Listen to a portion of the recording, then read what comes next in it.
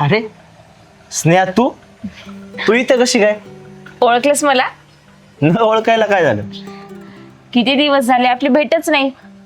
एक महत्वाचं काम होतं म्हणून आले होते. अच्छा, या.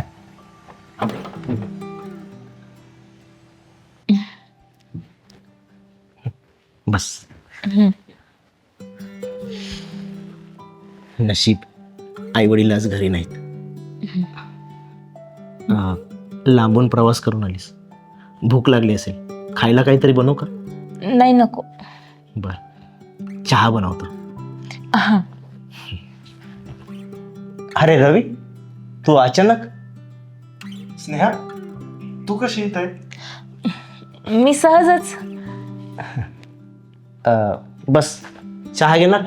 हो, घेणार ना. भजी पण बनव, बाहेर मोसम किती भारी आहे ना आज. बस, चहा बनवतो. हा. स्नेहा, तू कशी आहेस? मी बरी आहे. तू बरा आहेस ना? हो. घे.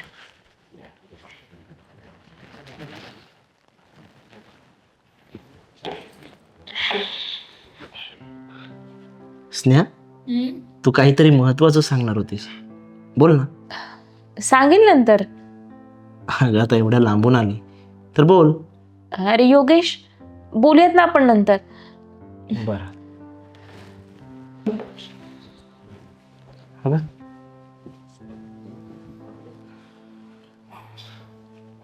ही इथे कशी आलती? म्हणजे तुमच्या दोघांचं परत जोडलंय का? नाही रे, काहीतरी महत्वाचं सांगायचे बोलली होती, तेवढं तो टपकला मध्ये. सॉरी या, मी उगाच तुमच्या दोघांमध्ये कबाब मी हड्डे आलो. नाही तसं नाही, ती माहिती मला कुठे थांबली असेल. तू चहा घे, मी येतो. बर.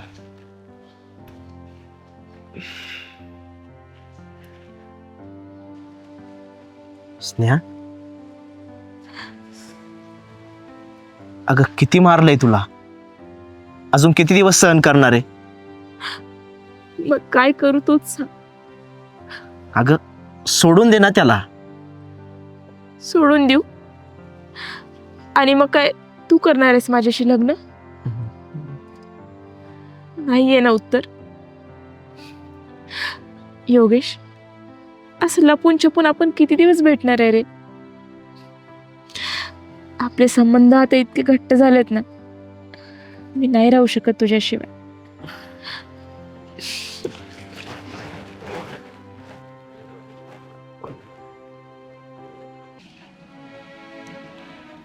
बोल स्नेहा, काय काम होतं?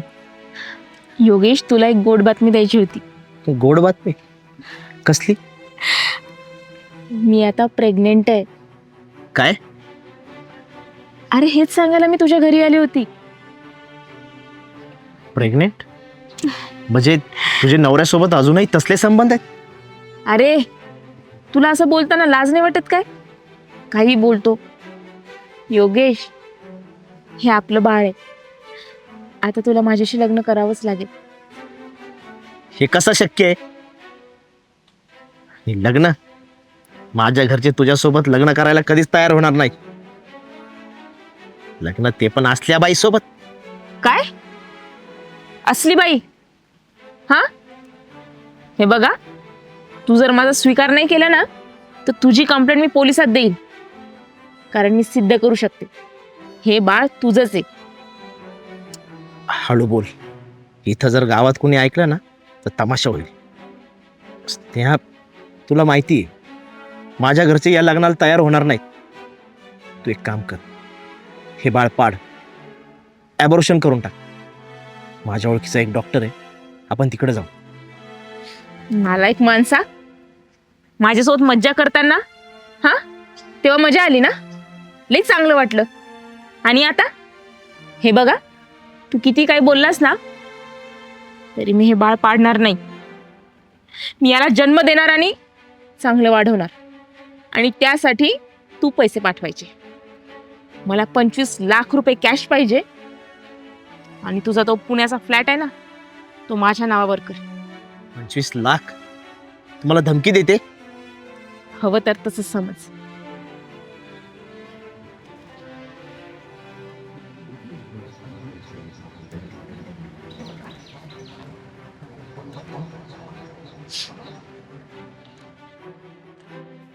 हो ना. त्याची अशी अवस्था करून ठेवली ना, त्याचं तोंड बघण्यासारखंच नाही ठेवलं.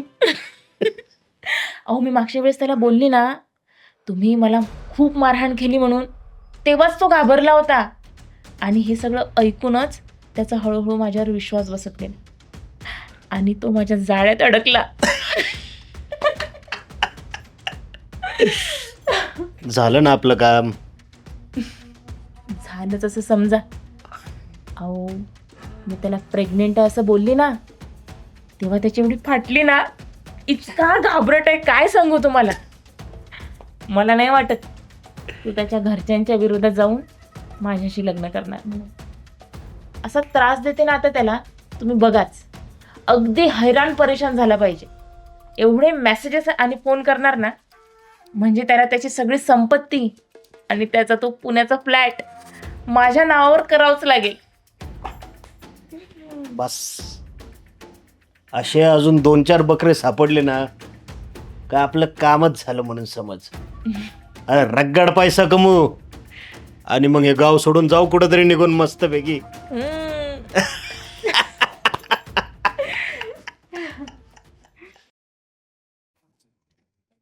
आता सारखा फोन करतोय. आई, मामाचा फोन येतोय. अरे उचल ना मग. हा हॅलो. अरे काय रवी, हा फोन नाही उचलत तू माझा? अरे किती दिवस झालं तुला फोन करतोय. अरे मामा मी थोडं कामात होतो. अरे काय आजकालची पोरं तुम्ही, आणि कसलं काम करता? साधा मामाचा फोन बी उचलत नाही लागा तू. कधी येतोय गावाला? बघतो मामा, मला जसा वेळ भेटेल ना तशी चक्कर मारतो. अरे वेळ काढ, या महिन्यात नक्की ये. अरे तुझी मामी बी वाट बघती तुझी. हा बरोबर. हा चालतंय चालतंय.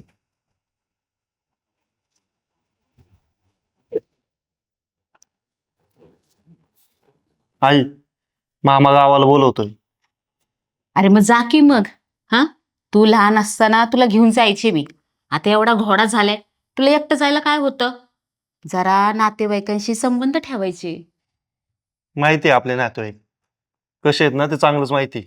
एकही कामाचा नाही. तुझ्या वडिलांना अटॅक आला होता तेव्हा वेळेला कोणी मदत केली माहितीये ना. हा, मामानेच केली होती. एकदा ये गावाला जाऊन. ठीक आहे. मामा, ए मामा. अरे रवी, तो आला आणि अचानक आलं वय. अरे काय कळवलं नाही काय नाही. मामा आता आलोय ना, तुला आलो तरी प्रॉब्लेम आणि नाही आलो तरी प्रॉब्लेम. अरे तसं नाही, पण मला वाटलं मागच्या महिन्यात येशील. लय वाट बघितली तुझी. बरं जाऊ दे, ये चल आत ये. आता मस्तपैकी हात पाय तोंड धुवून घ्या. तुझी मामी बाहेर गेली, येईनच एवढ्यात. ये.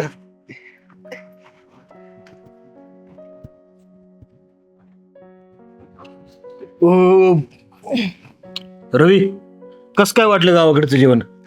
एकदम मस्त, भारी झालतं. मामीच्या हाताला काय चव आहे रे मामा. रवी, अरे इतकं वर्ष झालं तू गावाकडे आला नाही. मामाची आठवण येते का नाही? हे बघ मामा, तसं काहीच नाही रे. मला पण तुझी आठवण येते, पण कामधंद्यांमुळे जमत नाही. बरं ते जाऊ दे.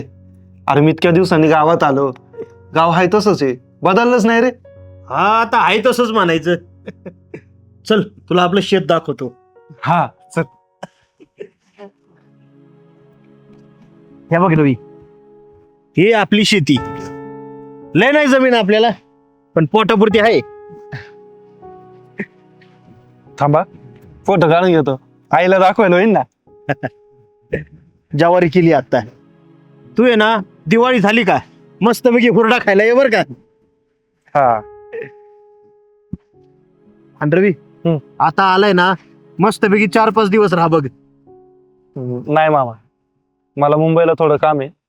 मी आज रात्रीच निघतोय. अरे रातचं कुठं जातो? निदान आजची रात्र तरी इथं राहा. बरं, तू म्हणशील तसं आज रात्री थांबतो मी. चालतंय चालतंय. रवी, मला माफ कर बरं का. तुझ्या वडिलांच्या वेळी मी काही पैशाची मदत नाही करू शकलो तुला. असू दे रे मामा. अरे तू जेवढं केलं ना तेवढं खूप झालं. उगाच वाईट नको वाटून घेऊस. आणि गावाकडे येत जा अगदी हक्कानं.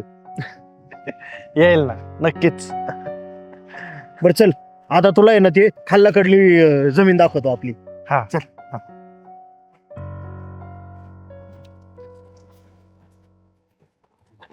आलास मामाच्या गावाला जाऊन? हो आई. पाहिलंस गावाकडची परिस्थिती कशी आहे. तुझा मामा कसा दिवस काढत आहे गरिबीत.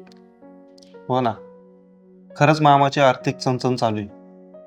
पण ऐक, तुला एक सांगू, काय मामा मला खरा श्रीमंत वाटला आणि आपण गरीब. ते कसं काय?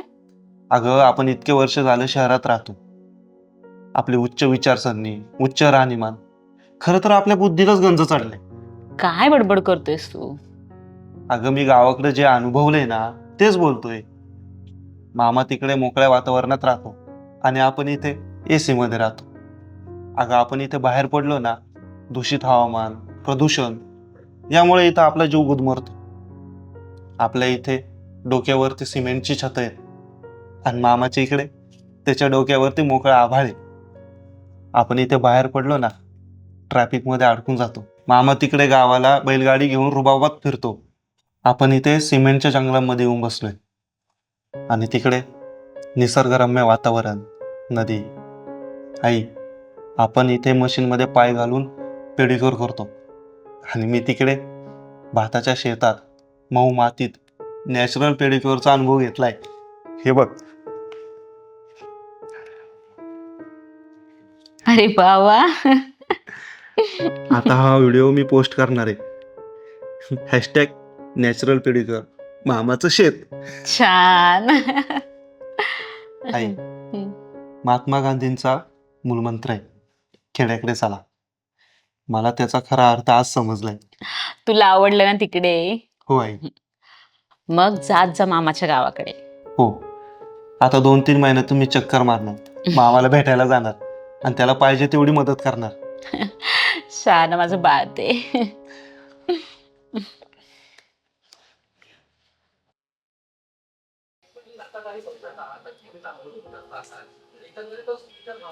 हो आप्पा, नका बघू त्या बातम्या, करा बंद.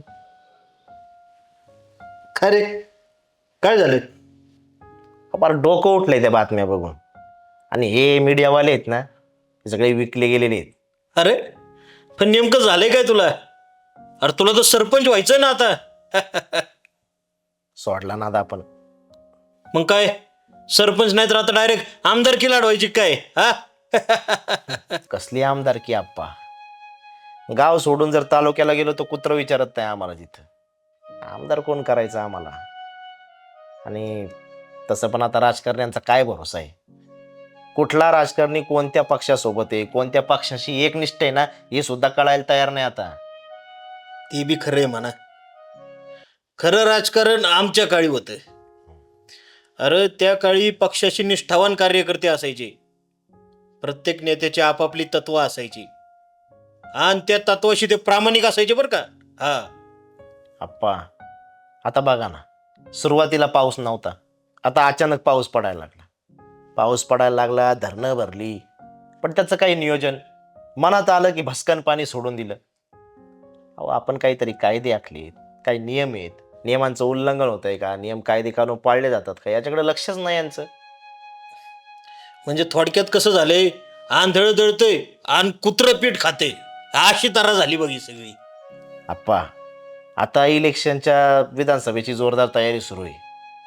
शहरातले राजकारणी गावाकडे येत आहेत, कचाकच भाषणं ठोकून जात आहेत. मुद्दे काय? आरक्षण, शेतकरी, नोकरदार वर्ग. अहो, आजचा तरुण राजकारण्यांकडं, नेत्यांकडं मोठ्या आशेने बघतोय, पण त्यांच्या हाती आणि पदरी फक्त निराशा पडायला नको म्हणजे झालं. कसं आहे माहिती आहे का पोरा, पावसाळा आला का कसा पाऊस पडतो, सगळीकडे चिखल होतो, तसं झालंय आता. निवडणुका येणार, मतांचा पाऊस पडणार आणि सत्तेचा चिखल होणार. आणि जो तो स्वार्थी नेता राजकारणी सत्ता मिळवण्यासाठी तो चिखल तुडवत बसणार. पण एक सांगू का, ह्यो चिखल साफ करायला तुमच्यासारख्या तरुण पिढीनंच काहीतरी केलं पाहिजे. अरे नव्या विचारांची, नव्या नेतृत्वाची, युवकांची या राष्ट्राला, देशाला, अरे गावापासून दिल्लीपर्यंत सगळ्यांना गरज आहे. बरोबर आहे तुमचा आप्पा. पण गरीब कार्यकर्ता किंवा मध्यमवर्गीय कुटुंबातील एखादा कार्यकर्ता असला ना की तो असाच सडत पडणार हो, कार्यकर्ता म्हणून. आणि तसंही आता बाहेरच्या राज्यातून लोकांची लोंढीच्या लोंढी येऊन पडलेत महाराष्ट्रात. तरुणांना नोकरीची संधी नाही, भूमिपुत्रांना नोकरीची संधी नाही. कसं करणार? भूमिपुत्रांना संधी नाही कारण भूमिपुत्र तुझ्यासारखे आळशी झालेत. नुसतं हातावर हात ठेवून बसलेत आणि संधी कधी येते ह्याची वाट बघत बसतात. आणि मग काय, तुम्ही काय केलं नाही तर दुसरा कोणीतरी येतो आणि ती संधी मारून निघून जातो. त्यांना तरी काय बोलणार आपण? स्वातंत्र्य देश आहे आपला. ज्याला ज्याला काय काय करायचं ते स्वातंत्र्य आहे. बर, तुम्ही म्हणताय तर मग करतो एकदा प्रयत्न. हरबिंदास प्रयत्न कर की. चांगलं काम करायला लागल्यावर कोण तुला साथ नाही देणार? अरे मी साथ देतो तुला. गावात ज्यांना बदल करावा असं वाटतोय ना ते साथ देतील. पण तू फक्त प्रयत्न सोडू नको. मी सोबत आहे तुझ्या. जय महाराष्ट्र. जय महाराष्ट्र. लावा बातम्या. पुढे गेलं ती. 75 वर्षांच्या आपुलकीचं एक नवं नातं